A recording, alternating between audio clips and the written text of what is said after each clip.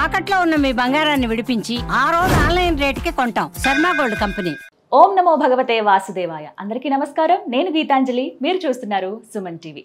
హిందువులందరికీ ఎంతో ఇష్టమైన అత్యంత ముఖ్యమైన పర్వదినం వైకుంఠ ఏకాదశి. ఆ వైకుంఠ ఏకాదశి రోజున ఎవరైతే శ్రీ మహావిష్ణువుని ఉత్తర ద్వారం గుండా దర్శిస్తారో వారికి పుణ్యలోకాలు ప్రాప్తించడమే కాదు, వైకుంఠ ప్రాప్తి కూడా కలుగుతుందని పురాణాలు చెబుతున్నాయి. ఈ నేపథ్యంలో వైకుంఠ ఏకాదశి రోజు ప్రతి వైష్ణవ ఆలయంలో ఎంతో విశేషమైన పూజలు జరుగుతాయి. మనందరికీ తెలిసిందే. ప్రత్యేకించి ఆ రోజున ఊరు వాడ ఎక్కడ చూసినా సంబరంగా ఉంటుంది. ఇంకా చెప్పాలంటే తిరుపతిలో అంగరంగ వైభవంగా జరుపుతారు.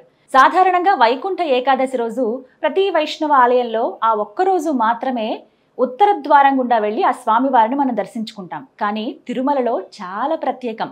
ఏకంగా 10 రోజుల పాటు వైకుంఠ ఏకాదశి ఉత్సవాలు జరుగుతాయి.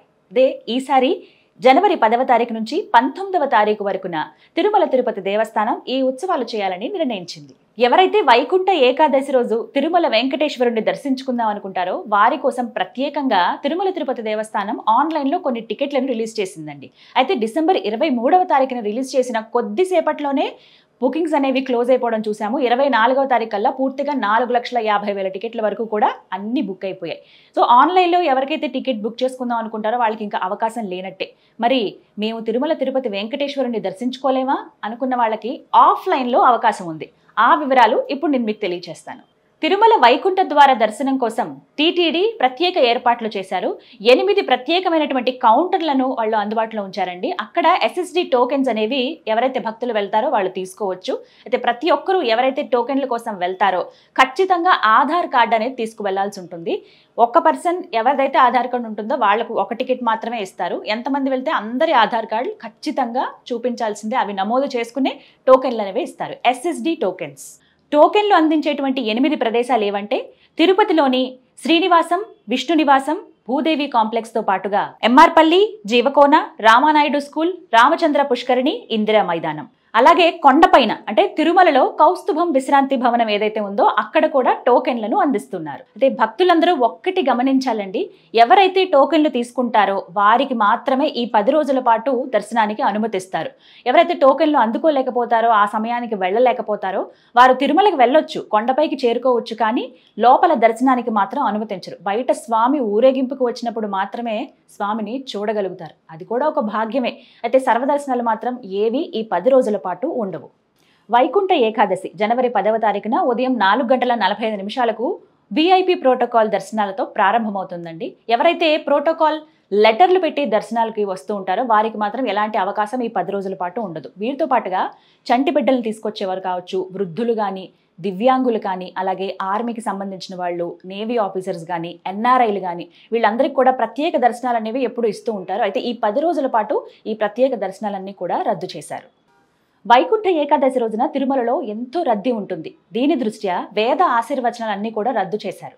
వైకుంఠ ఏకాదశి రోజున ఉదయం 9 గంటల నుంచి 11 గంటల వరకు తిరుమాడ వీధుల్లో ఆ స్వామివారు స్వర్ణ రథంపై ఊరేగుతారు.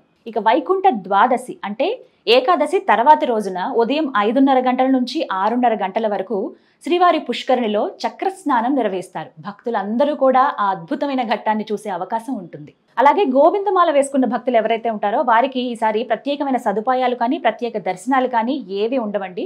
వారు కూడా ఖచ్చితంగా టోకెన్ తీసుకుని లోపలికి వెళ్ళి దర్శనం చేసుకుని ఇరుముళ్ళు స్వామికి సమర్పించుకోవాల్సిందే. వైకుంఠ ఏకాదశి ఉత్సవాల్లో భాగంగా అంటే ఈ 10 రోజుల పాటు ఉదయం 6 గంటల నుండి రాత్రి 12 గంటల వరకు ఎవరైతే భక్తులు క్యూ లైన్లో వేచి ఉంటారో వాళ్ళ కోసం నిరంతరాయంగా కంటిన్యూగా వారికి అన్నదానం అనేది వితరణ చేస్తారండి. ఎక్కడ వాళ్ళు ఇబ్బంది పడాల్సిన అవసరం లేదు. ప్రత్యేక ఏర్పాట్లు అయితే తీసుకున్నారు భక్తుల కోసం.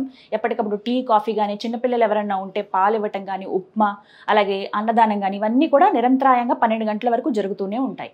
వైకుంఠ ద్వార దర్శన ఉత్సవాల్లో భాగంగా ఈ 10 రోజుల పాటు కూడా టికెట్లు అనేవి ముందుగానే అందిస్తారండి. అయితే మొదటి 3 రోజులకు సంబంధించిన టికెట్లు 9వ తారీఖునే అందించడం జరుగుతుంది. 9వ తారీఖున మీరు వెళ్ళి లైన్లో నుంచుంటే కనుక మీకు 10, 11, 12వ తారీఖులో ఏదో ఒక రోజున దర్శనం దొరికే టోకెన్స్ దొరికే అవకాశం ఉంటుంది. అలాగే ఆ తర్వాత అంటే 13వ తారీఖు నుంచి కూడా మిగతా అన్ని రోజులు ముందు రోజున ఇస్తారనమాట. 12వ తారీఖున మీరు వెళ్తే 13వ తారీఖుకి, 13న వెళ్తే 14వ తారీఖు టికెట్లు, అలా 19వ తారీఖు వరకు కూడా మీకు ముందు రోజు టికెట్లు అనేవి ఇస్తారు. దాన్ని బట్టి మీరు వీలును చూసుకుని సమయం సరిగ్గా ఎక్కడెక్కడ ఇస్తున్నారనేది ఈ కౌంటర్లు ఎక్కడెక్కడైతే ఉంటాయో అవి చూసుకుని వెళితే మీకు టికెట్లు దొరుకుతాయి, స్వామివారి దర్శన భాగ్యం కూడా కలుగుతుంది. అలాగే టీటీడీ వారు ఆర్టీసీ వారితో అనుసంధానమై రాష్ట్ర నలువైపుల నుంచి భక్తులు ఎక్కడి నుంచి వచ్చినా సరే ప్రత్యేకంగా వాళ్ళు తిరుమలకు చేరుకునే విధంగా ఏర్పాట్లు అనేవి చేస్తున్నారు.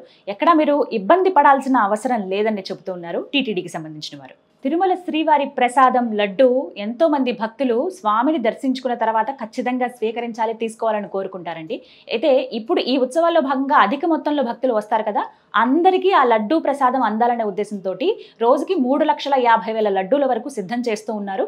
అందరికీ ప్రసాద పంపిణీ అనేది జరుగుతుందని టీటీడీ చెబుతోంది. అలాగే ఎప్పటిలాగానే ఒక టోకెన్కు ఒక లడ్డు ఉచితంగా అందిస్తారు.